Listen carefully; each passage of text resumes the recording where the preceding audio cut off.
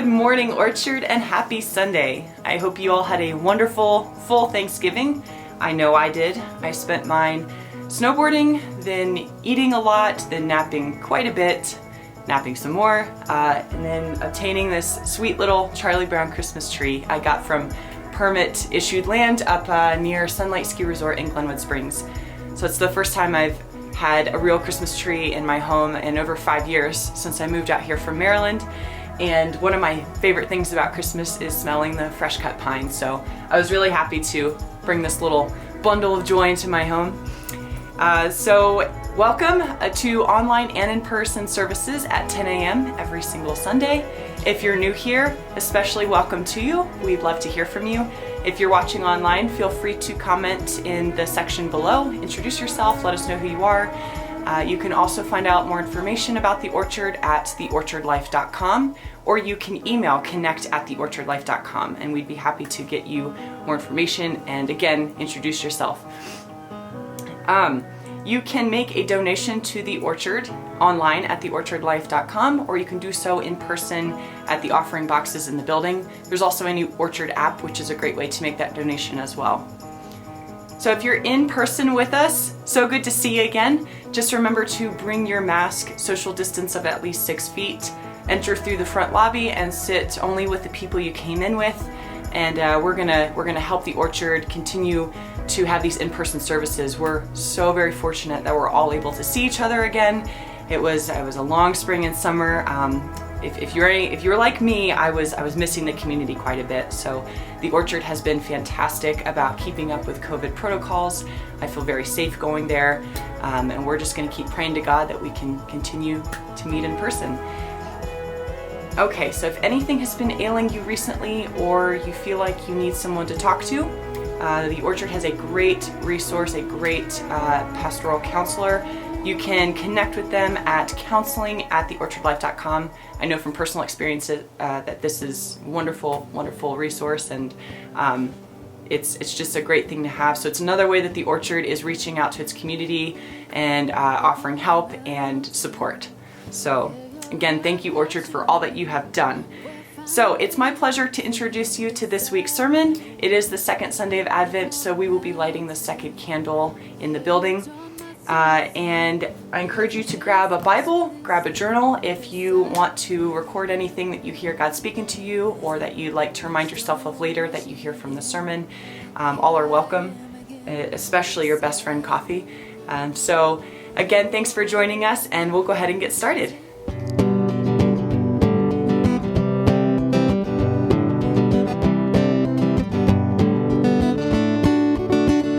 Up on the mountain where your love captured me, where finally I'm free, this I know. Up on the mountain where you taught my soul to sing, amazing grace, the sweetest thing, this I know. And then storm rushing in, and here I am again, this I know.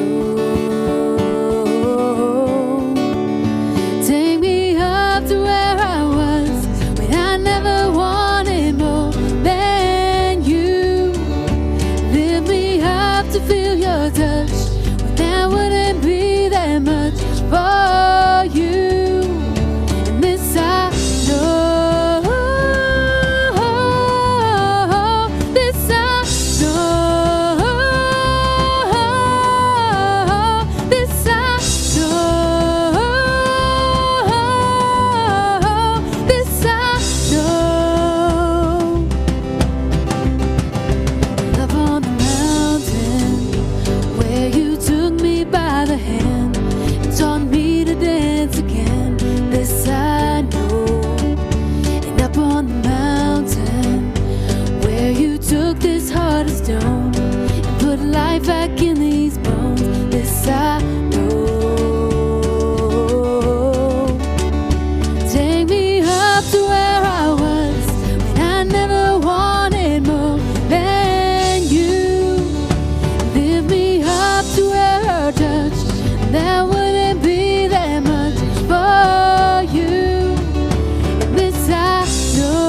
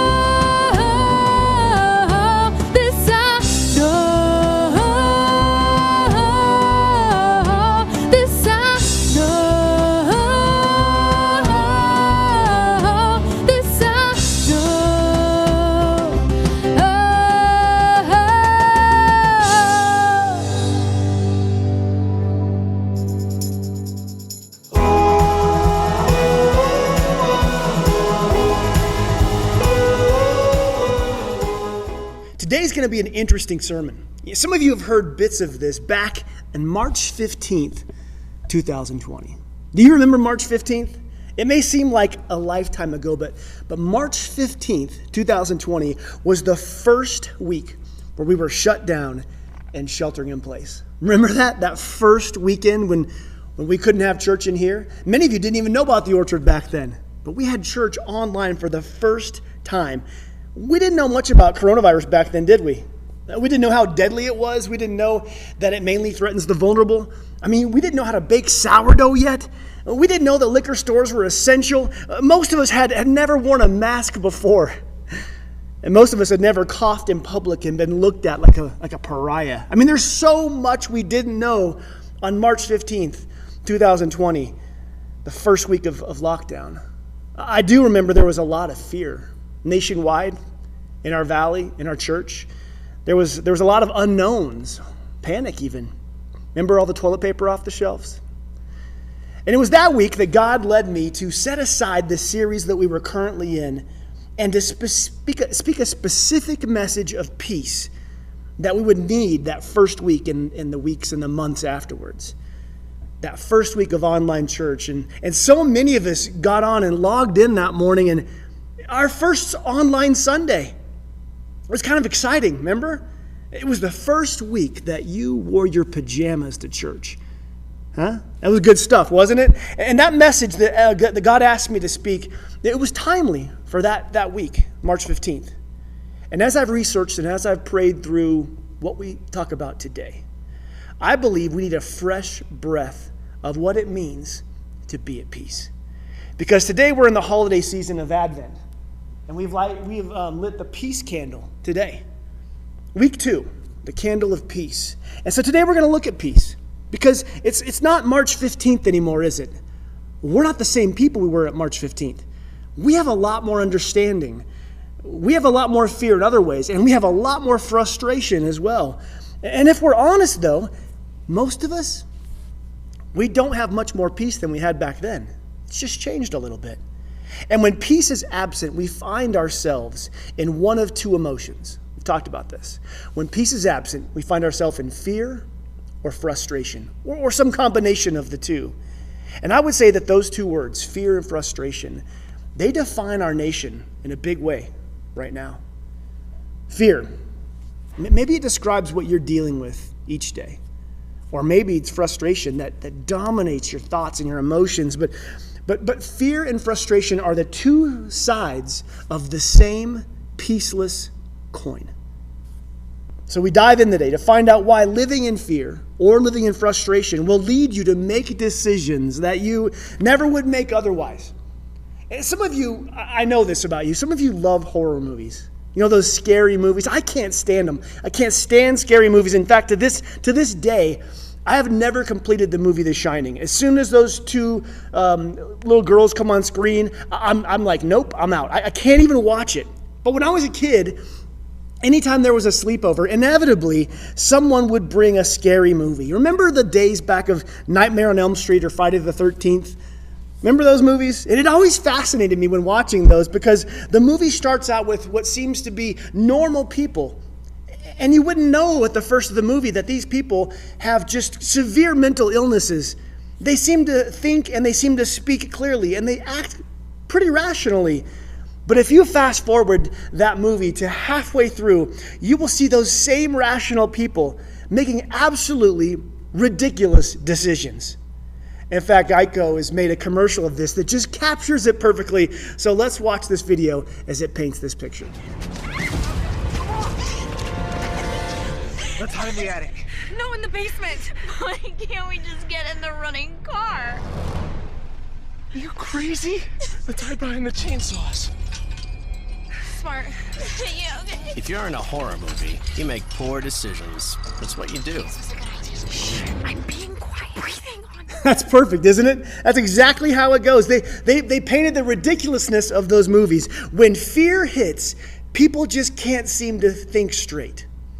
When peace is gone, people make decisions they never would have made otherwise. As silly as those movies are, there's something very real in this. People tend to react and respond differently out of fear. And here's something that's true. Peaceful people make better decisions than fearful or frustrated people. When you're at peace, mentally, emotionally, relationally, and spiritually, the decisions that flow out of that peace are wiser than the decisions you would make out of fear or out of frustration. Have you ever been very frustrated with your significant other and made a rash decision out of that frustration? When I do that, what usually follows that decision out of frustration is me at some point having to go back to Amy and apologize and tell her I was wrong. You see, I haven't made many wise decisions in our marriage if I'm making them out of frustration or out of fear. I'd like to think that if I'm running away from Freddy Krueger, I'd make a wise decision, I'd like to think that if I was running away from one of those guys, I would choose the running car, and I would get in it and drive away and leave. And surely you would choose to dial 911 instead of running into an abandoned warehouse. Those decisions are funny. It's funny to think of, but what's not funny?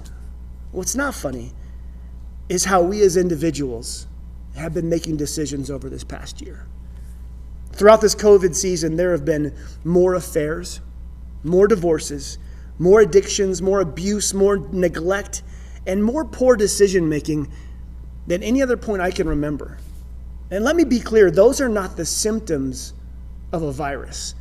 Those are symptoms of frustrated and fearful people making decisions they never would have made out of peace. Here's the bottom line that's true for our lives. Fearful people make fear-filled decisions. Frustrated people make frustrated decisions. Desperate people make desperate decisions. A desperate spouse makes some pretty desperate decisions.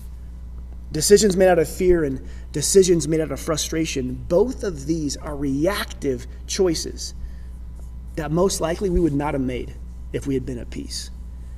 And so here's the bottom line. I believe we need a reality check today about where we find our peace. Because you and I, if we're honest, we're a lot more fearful and we're a lot more frustrated than we'd like to admit.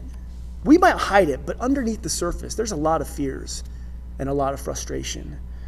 You see, fear and frustration, these are dashboard lights telling us that something is wrong below the surface. So let's look at someone in the Bible who went from fear and frustration to a whole new paradigm of living. The disciple Peter. He's one of my favorites. The one who constantly puts his foot in his mouth. He says the wrong thing. He took risks that no one would take, and he failed spectacularly. He's passionate. He gets angry. He gets frustrated. He reacts out of fear when things are hard. Out of frustration, he cut someone's ear off. Jesus rebuked him for it. He's you. He's me in a big way. And here's a little more about Peter. When we find Peter in the Bible, early on, he is a religious reject. He's failed out of seminary of that time, and he went back to work with his dad in the family fishing business. At some point, he was invited by a rabbi, a spiritual leader named Jesus, to follow him. And true to his form, Peter on the spot dropped everything and switched careers. He followed Jesus for 3 years, listening to him, learning from him, being mentored by him, seeing amazing things and miracles, and being shown things by the Son of God that no one else got to see. Peter was there, and he watched Jesus be arrested. He saw him on trial. He saw him being beaten, and finally crucified. His hopes were dashed. His faith was crushed. In fact, Peter ran back to his old life and started fishing again. But that isn't where Peter's story ends, and we know that because we later find Peter as a fierce believer in a resurrected Jesus. He goes on to write his own books of the Bible, and he performs miracles and preaches to thousands, and he boldly goes out into the world and proclaims the message of salvation in Jesus. He preaches, he teaches, and he won't stop living out his faith in action, to the point where because of this, he finds himself imprisoned. And that's where we look at Acts. Acts verses 12, 1 through 5. King Herod decided to go after some of the church members. He murdered James, John's brother. When he saw how much it raised his popularity ratings with the people, he arrested Peter as well. All this during the Holy Passover week. He had Peter thrown in jail, putting 4 squads of 4 soldiers to guard him. I mean, Peter's preaching about Jesus has him thrown in jail. 16 soldiers assigned to him. There's bars, there's locks, there's chains, there's guards at every exit. There's no natural way for Peter to get out of this. This is also the night before his trial. The next morning after Passover, he'd be brought before King Herod, and he wouldn't have a trial like you or I would get a trial with, jurors. No, King Herod would simply choose what he wanted. And it was known in Acts 12, we've already read it, his intentions were clear. He already killed James, and he saw the popularity it got him. His intentions were clear with Peter. It was a popular thing to do, to have Peter arrested. And it would be a popular thing to have Peter killed the next day. And that's where we find Peter here in Acts. He's 12 hours from his execution and torture. I mean, this was Peter's last night on earth. How would you feel if you were in his position? Less than 12 hours from your death. How would you feel internally? How would you sleep that night? Here's what gets interesting, because right here in Acts 12, because Peter, wait a second. You see, before I continue this story about Peter in Acts 12, I want to rewind 15 years to another moment where Peter was about to die. Back in Mark 4, Jesus and the 12 disciples, they're traveling across the sea at night in a boat. And while they're out there in the middle of the sea, a squall comes up. And it blows in and it hits the boat and hits them. And this storm with harsh winds, it blows the wind into their faces and it mats their hair down upon them. The boat is rocking. The wind and rain is flying in sideways, soaking everything. White-capped waves begin to crash into the boat and spilling water over the sides. And this is a small wooden fishing vessel. It has no roof. It has no engine. It has no covering. They're exposed. They're struck by the storm in the dark of night, and the water begins to pour into their boat, and fear rises in their hearts. This is a very tangible and real fear that we're looking at here. There's a good chance, that this boat is capsized or sunk, and they're thrown into the ocean. And what happens? Well, what would happen? I mean, if they were thrown into the ocean, they'd be very vulnerable. You see, each of these disciples has a pre-existing condition in their bodies that requires oxygen. The mortality rate, if they get thrown into the water, would be pretty high. You see, this isn't an irrational or imaginary fear. The Bible says that the water was swamping the boat. Death was a true threat here. Now, while these disciples are being gripped by this panic, they look to their rabbi, right? They look to the Lord. They look to Jesus, their teacher, their mentor, the one they've been following daily, and the one who's doing these miracles, who teaches them about life and death. And one quick insight about what it means to be a disciple. This is important to know.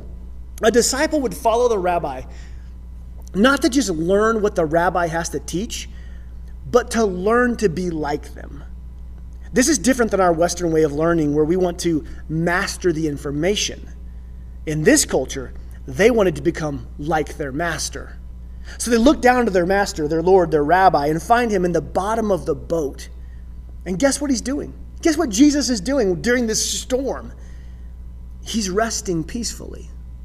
Jesus peacefully sleeping in the storm.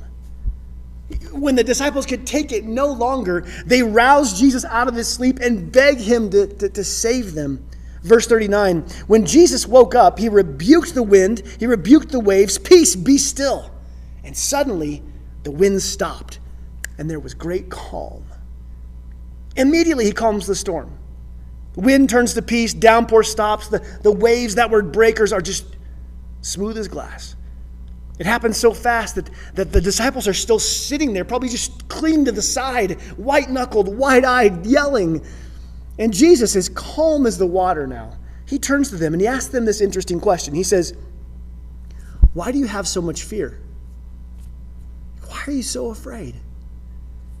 These are 20-year-old guys. Their hair is plastered to their heads. They're soaking wet. They're still breathing heavily from the adrenaline.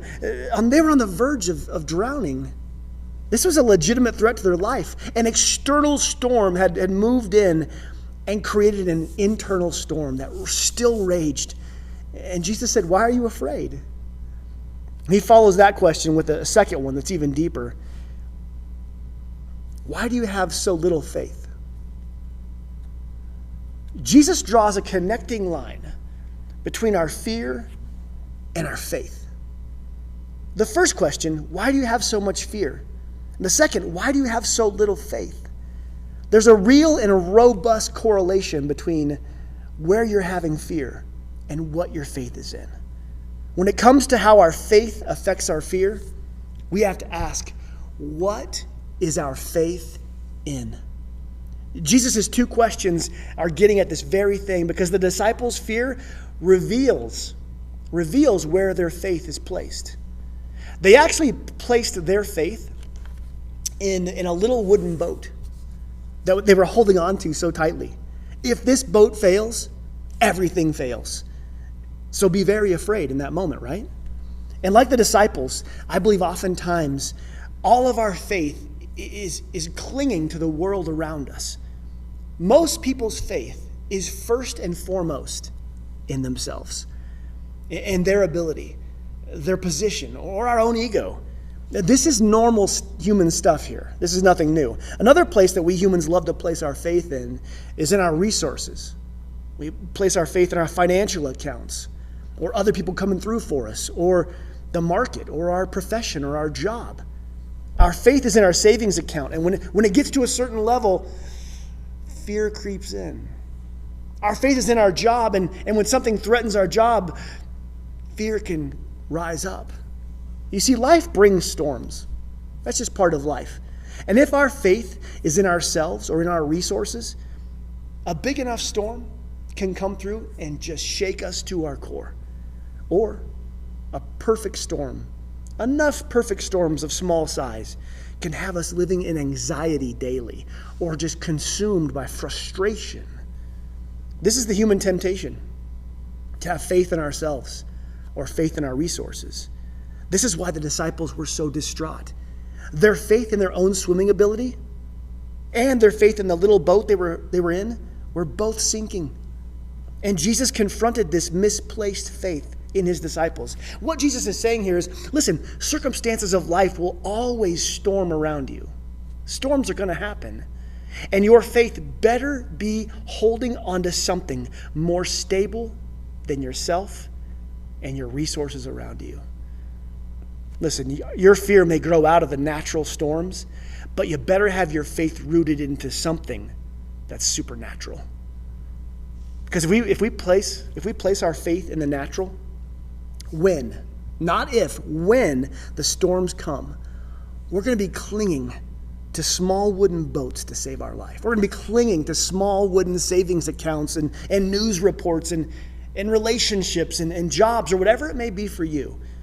If our faith is in our natural world and ourselves and our resources, then both our faith and our fear are just at the mercy of circumstances. Whatever comes my way is going to rock my faith and steal my peace. Our faith is one storm, one pandemic, one election, one lockdown away from being shaken. And then we live in fear and frustration. See, Jesus modeled something by his own actions here. The fact that Jesus was resting while they were panicking is a lesson for them. Because remember, they're trying to be like him. He's saying, listen, guys, there's a place. There's a place where you can place your faith. You can put your faith that no matter the storm, you can rest easy in it. In fact, while the whole world is at wake at night worrying, you can sleep through the night peacefully. When the storm hits, you can sleep in peace. That's what Jesus did. That's what he showed them. That night in the boat, when the storm hit and the waves were crashing, young Peter was feeling this panic rise within him. His peace was gone. Storm above, dark, choppy water below. And yet Peter learned that day that Jesus can overcome whatever circumstances, whatever storms would come our way. Peter saw his Lord sleeping while he panicked. And remember, as a disciple, he didn't want to just learn what Jesus knew. He wanted to be like him. He saw what it looked like. He saw the model of faith, bringing peace and sleeping through the storm. Peter got a glimpse of this, on how to guard his heart no matter what storm comes. And from there, Peter continued to follow Jesus day after day, learning more and more to be like him. He saw storms come. He saw Jesus conquer more than those things. He saw Jesus do miraculous things. Peter's faith was strengthened. He saw Jesus crucified, and it broke him. But seeing a resurrected Jesus, his faith grew to new heights than it ever had before. And when young Peter was panicking in the boat, as that young guy, Peter learned a lot between there. And 15 years since, Peter dedicated himself to becoming like his rabbi. And so now we go back to where we started, Acts 12, 15 years back in the future. And we find this older, wiser, more mature Peter. He's full of faith, but he's also in jail. His wrists are chained to his captors. Tomorrow he'd be brought before a screaming crowd and probably be tortured and killed. Think about what it would be like to be Peter in that instance. I mean, his circumstances are terrifying. The chances of survival are lower than it was back in that boat 15 years ago. He thought that squall and that storm was something to panic about. Tomorrow's crowds and Herod's death sentence, that's a tempest that would shake anybody at their core. Peter's life was going to come to an end. I mean, if I were Peter right here, I must admit, I don't think I could have slept at all. You or I would probably have anxiety, just laid there imagining, like what's the next day going to be like? 12 hours from execution. His imagination could run wild with images of being dragged out in front of everybody and held up in front of a yelling mob and being publicly humiliated, asked to renounce Jesus. And when he didn't, then to be killed like his friend James. The storm would have been intense. I mean, do you think you could have slept at all that night? Tossing and turning, worried, frightened. I mean, much less than this keeps us awake at night, right? I wouldn't blame Peter if he was up late, just shaking, crying, worrying about what was going to happen. But the book of Acts, verse 12, 6, let's look at this. The night before Peter was to be placed on trial, he was fastened with 2 chains between 2 soldiers, and Peter was sleeping.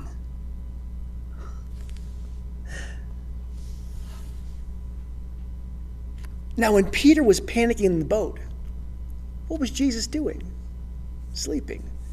And here, 15 years later, many storms in the future, when others would have been panicking, Peter is, just like his Savior, Peter's sleeping. Peter had seen Jesus resting amidst the storm. He had seen his Savior have peace under the greatest threats, and even through torture, and even through death. He had seen heaven hold Jesus when hell came against him. He had seen all this. And remember, Peter wanted to be like his master, and so he followed Jesus as close as he could. And through faith, Peter had become more like Jesus.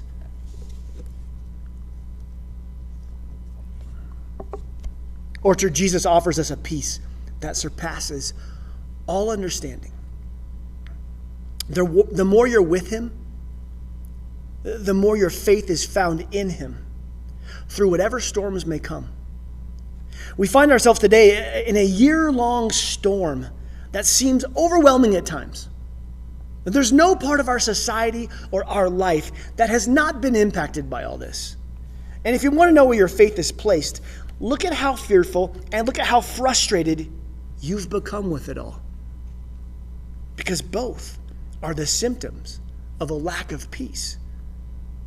Jesus spoke about this in John 14, verse 27. He said this, "I'm leaving you a gift, peace of mind and peace of heart.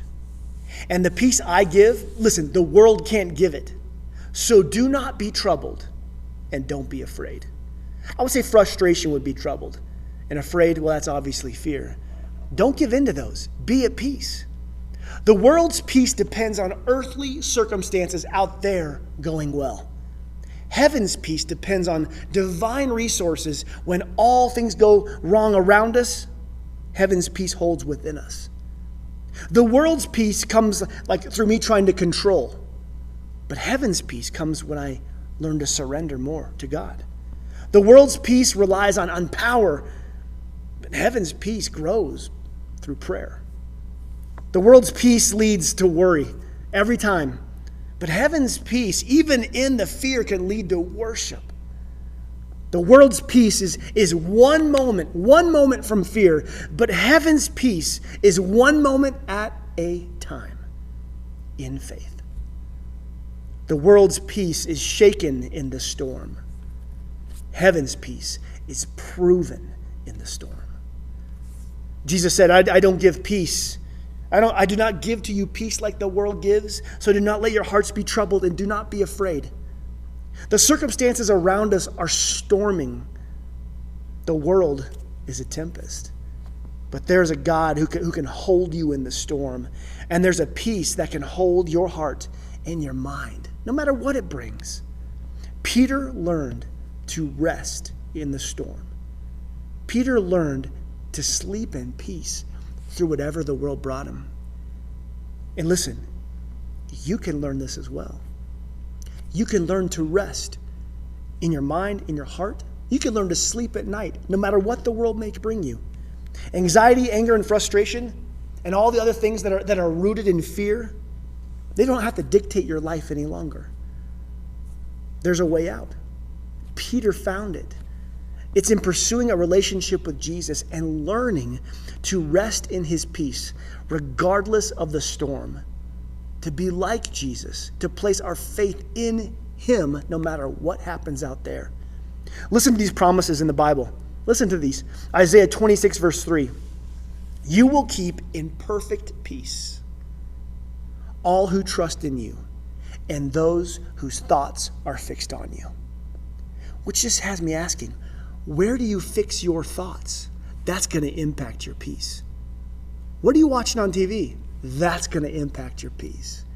Where do you think Peter's thoughts and heart were focused on while he was there in that jail cell? You will keep in perfect peace all who trust in you and all whose thoughts are fixed on you. Psalm 4:8 says, in peace I will lie down and sleep. For you alone, O Lord, will keep me safe. It says you alone will keep me safe.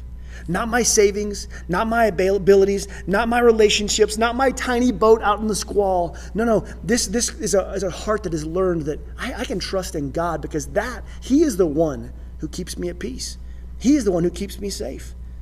And finally, the one I memorized this next verse when I was in high school. I think a sophomore in high school I memorized this. And it has been with me my entire life through many storms. It has been said under my breath, in my head, or declared out loud throughout my life. 2 Thessalonians 3:16, you are the God of peace, and you give peace at all times and in every circumstance. All times, every circumstance. There is no storm that can shake you if you are rooted in God's peace. So we pursue him. We read his word. We discuss his truth in our growth groups. We root our faith in his presence. We live our life saying yes to him and saying no to the things that he asks us to say no to. We learn to be more like him, like Peter. And you know what? When we become more like Jesus, we sleep through the night, no matter what the world brings our way.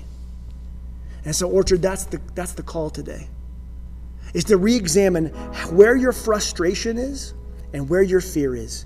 What are those levels? And remember, both are indications of a lack of peace in the storm. You don't have to go through all this being frustrated. You don't have to go through all this being fearful. You can go through this with peace in your heart that guards your heart and mind in Christ Jesus, that surpasses understanding, but it's found only in him. You can't generate it. You can't go out there and find it. It is a divine resource from heaven. So pursue God. Root your heart in his word. Orchard, I love you. I'm praying for you. I'm praying that through this winter, we continue to find out what true peace is and root ourselves in it. Love God, love people. 1, 2, 3, 4. Give me your heart, give me your song, sing it with all your might. Come to the fountain and you can be satisfied. There is a peace, there is a love, you can get lost inside. Come to the fountain and let me hear you testify. Into the wild canyons of you. Oh, there's a world to fall into, where this will dance, kids on the moon. Oh, and I will give myself to you.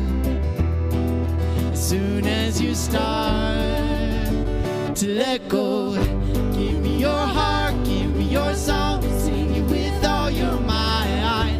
Come to the fountain and you can be satisfied.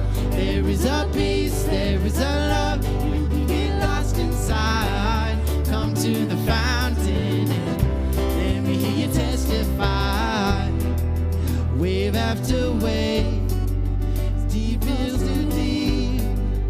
Oh, I'll reveal my mystery as soon as you start to let go. Give me your heart, give me your song, sing it with all your might. Come to the fountain and you can be satisfied. There is a peace, there is a love, you can get lost inside. Come to the fountain and let me hear you testify. Mist on the mountain, rising from the ground. There's no denying beauty makes a sound. We can't escape it, there's no way to doubt. Mist on the mountain, rising all around. It's all around.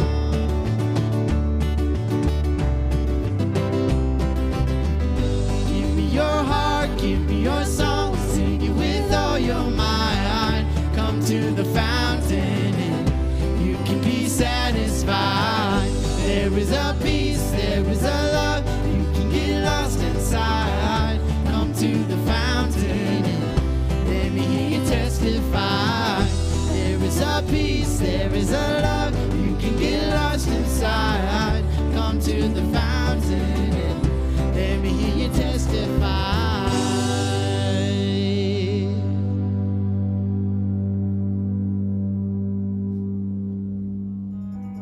We're so glad you joined today. Thank you so much for being here. If you have any questions or have something that you want to comment, feel free to do so below. You can also reach out to us again at connect@theorchardlife.com in email, or go online to theorchardlife.com. If anything is ailing you or you do want someone to talk to, please email counseling@theorchardlife.com.